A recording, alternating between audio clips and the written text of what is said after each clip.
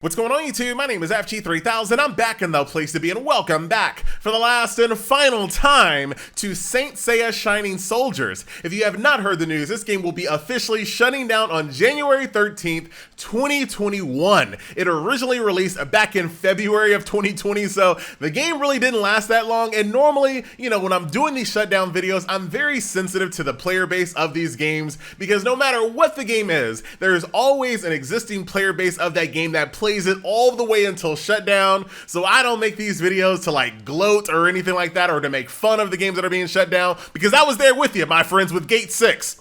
However, and I'm still not going to do it in this video, I'm still not going to gloat and make fun of the game.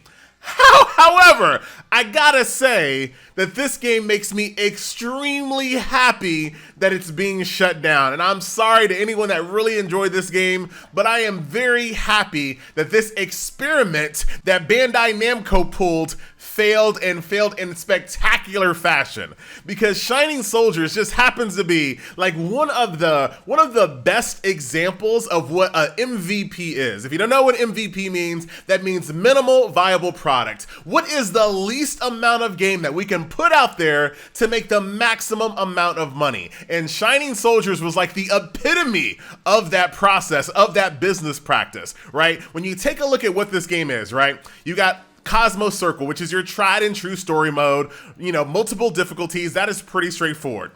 Outside of that, let me show you what else you have. You have Battle Guidance, which is just basically a practice mode. You're gonna do that one time and you're done. I do not count that as content, okay? You have the training area, which is basically your daily resource grinds. I also don't count daily resource grinds as content. To me, a daily resource grind in a hero collector is like the equivalent of a start screen in a PC or console game. It's just supposed to be there, my friends. So I don't count that as content either. So what do we have here? We have story, and we have PvP. That is it. And not to mention, all right, let me go back. You got story, you got PvP, and the actual assets of the game are asset flips. So this is like some of the bare minimum effort to make a game that I've ever seen, my friends. They didn't do anything in this title. So Bandai put together this I don't even want to call it half effort, this 1/4 of an effort video game using old assets, no creativity, no content, yet they still wanted maximum money, right? So don't get it twisted. This game was not like a budget game. It still wanted maximum dollars for its gacha, just like any other higher quality game, like a 7 Deadly Sins or an Arknights or a Genshin Impact. And that really annoys me, right? I talk about it all the time. I do not believe that all gacha games are created equal. Gacha games as a whole already is overly expensive, right? So for games like this to ask for that same amount of money as all the other games, it just rubs me the wrong way. So like I said, I'm not trying to like gloat and celebrate. Well, I am kind of celebrating, but not against the actual players that still enjoyed this game. There was probably a lot to enjoy from the PvP aspect, but hear me when I say I am so happy that this game failed, and I hope the message is loud and clear over to Bandai Namco Studios and headquarters that these games will just no longer work in today's atmosphere of mobile gaming. Like that the days of treating the mobile market as a place where you can just throw together any type of old game, dump it on the Play Store and print money. I hope that Bandai gets the message that those days are over, because when you think about, I can't even imagine how little this game cost them. And I'm sure they thought that they were gonna be making a ton of money off this game using the Saint Seiya name alone, and it didn't work. And I'm happy about that, because Bandai is one of those companies that is sitting on some of the,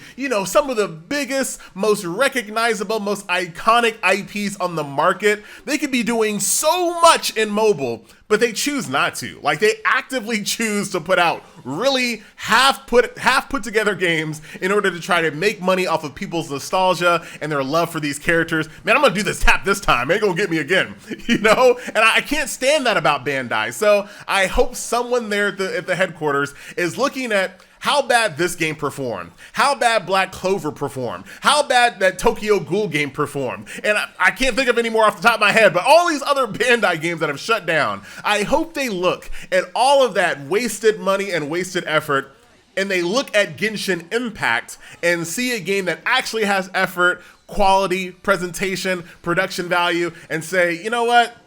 We got to make a change here. And I'm not asking for, Bandai Namco to make a Genshin Impact version of like Dragon Ball Z. That's just called Xenoverse, right? I'm asking for them to just try to put more effort in some of these characters and these worlds because we deserve them as fans, right? I hate the fact that Bandai has all of these IPs. I really do. I wish anyone else had the power to make those games for like Naruto. I wish someone else had the ability to do it. And sometimes they do, with the Dragon Ball Z Fighters game. Sometimes they allow properties to be made by other companies. And usually the games are stellar, right? Usually the games are way better. But I hope going forward, Bandai stops this experiment, stops throwing crappy games out there with no effort, and actually tries, look at this.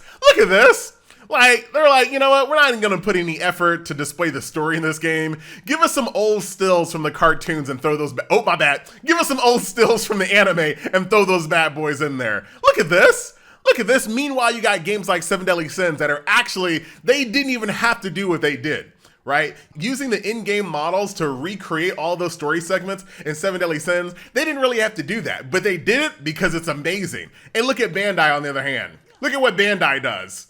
I can't stand Bandai. Rate? You want me to rate the game? Boy, don't start with me, Bandai.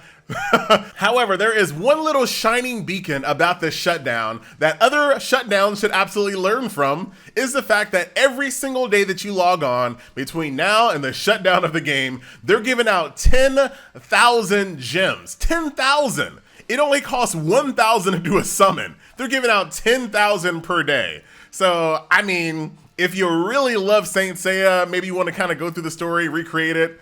Sure, there you go. 10,000 gems every single day that you log on. That's going to give you a ton. I wish all shutdown games did that. So shout out to Bandai on that one for actually giving out a ton of currency here. So let's take a look at the summon animation one good last time. This is going to be perfect for my video this month too. I'm going to be doing a top 10 summon animation in 2020, only 2020 games. So now I can use this video to find it quite easily. Nice soundtrack as well, of course. Saint Seiya be jammin'. There goes Ares God Cloth Moo. This is actually not a bad little summon animation, I gotta say. I mean, not the animations, but all the music. Let me give you a little bit more volume here. It is a quite hype, I have got to admit. Which feeds back into what I was saying earlier. Saint Seiya is another property that absolutely deserves a high quality game. Knights of the Zodiac is a pretty good game, but man, that is second job the video game as well. Like, my goodness, that game takes a lot of time to play. Oh, nice. Nice job, Bandai. Talked all that trash, FG. Oh, I'm still talking trash. This doesn't save the rest of the game. So some of you guys out there really like the breakdown of the Nexon numbers in the last video, so let's go ahead and do the same thing for Bandai. So here is Saint Seiya Shining Soldiers. As you guys can plainly see, 10,000 downloads, which is not that bad considering I'm sure they stopped advertising this game completely. 10,000 downloads on the back of the Saint Seiya name, I'm sure, with less than 5,000 revenue, so easy shutdown for Bandai Namco. Let's rapid fire through some of their other ones here, because there is a lot of Bandai Namco games out there. Dragon Ball Legends, no surprises here, 800,000 downloads in November with 3 million revenue, which I think is a little light, but definitely safe. Ninja Voltage with 1 million downloads last month. That's really impressive. I think maybe that's on the back of the Naruto name plus a 3rd year anniversary, which I think a lot of people didn't think it would make it to, along with 300,000 revenue last month as well. Very, very light on the revenue side when it comes to how many downloads it gets, but Shinobytes and what you get from Shinobytes, it is just not a good trade, but Ninja Voltage still holding on. No fear whatsoever in Dokkan Battle, 7 million in revenue last month off of a game like this. This is like the old Bandai mentality, right? They're trying to replicate the Dokkan Battle. Like, how can we just put out, just like a really basic game and just print money? I'm sorry, I don't think Dokkan Battle, if it was released in 2020, it would be doing numbers like this. Dokkan came out at the right time in mobile, right? It was in a perfect, perfect storm for that game to come out and do as well as it did. 200,000 download last month, very, very light when it comes to that. And I have no facts to back up who comprises that 200K, but I wouldn't be surprised if that is like a lot of people re-downloading the game, like past fans over the years that are re-downloading the game. I don't know if there are a lot of like net new Dokkan Battle players, right? I don't know that for sure, but like I said, I ain't got no facts to back it up. Ultimate Ninja blazing with 200,000 downloads last month, pretty solid, along with 100K in revenue, so a pretty light property, but I definitely think it's safe. So SAO Integral Factor, this is gonna be like the quasi MMO game, 100,000 downloads and 70K revenue. This one, keep an eye out for. I think it's gonna be fine, for the most of 2021, but this time next year, keep an eye on this one. I think this one might be kind of like in danger. One Piece Treasure Cruise doing fantastic as well, especially considering the age of the game. 200,000 downloads last month, along with 400K revenue. Like I said, Bandai Namco suits, they look at games like Dokkan Battle, they look at games like One Piece, and they're trying to replicate that again. I just don't think it'll ever happen again for Bandai. They're really gonna have to step their game up. But for existing players that love these games, that have grown up with these games, the nostalgia factor is definitely real.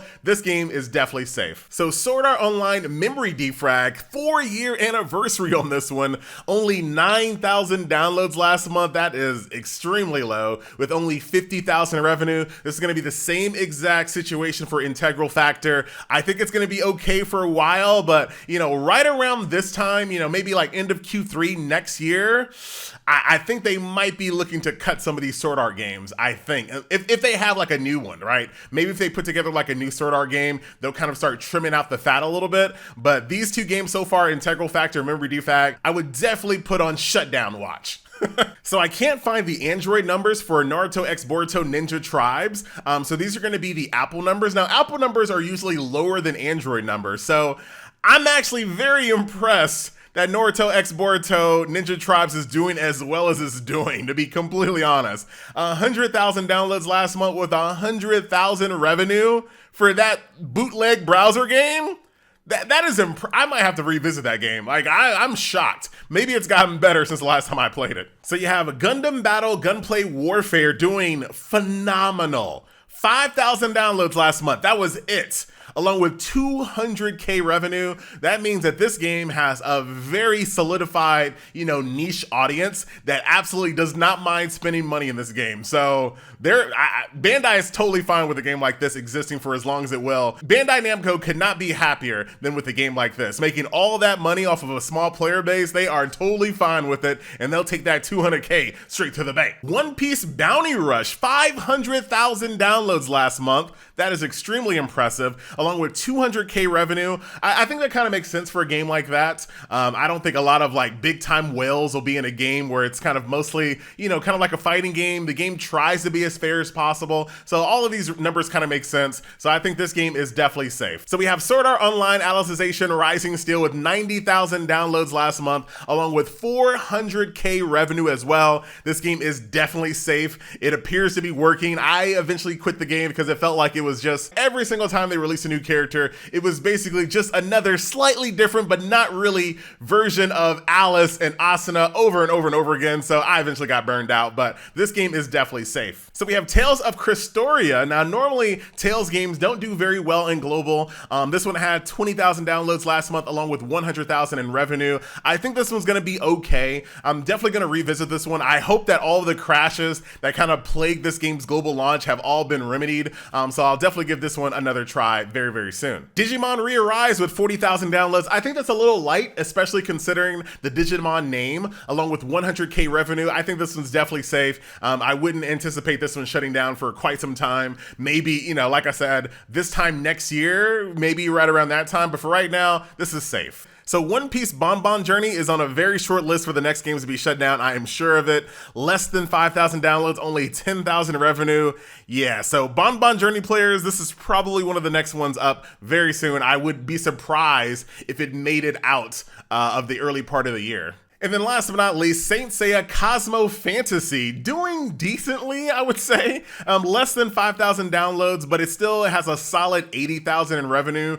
I don't think it's long for the world. I highly doubt it'll make it throughout like the middle of next year, considering these revenues, and these things are just gonna be trending downwards and downwards, right? I don't think this one's gonna last beyond 2021. So that will do it, ladies and gentlemen, boys and girls. Once again, my name is FG3000. I do thank you a ton for watching, and I'll see you guys in the next shutdown. There's more to come later.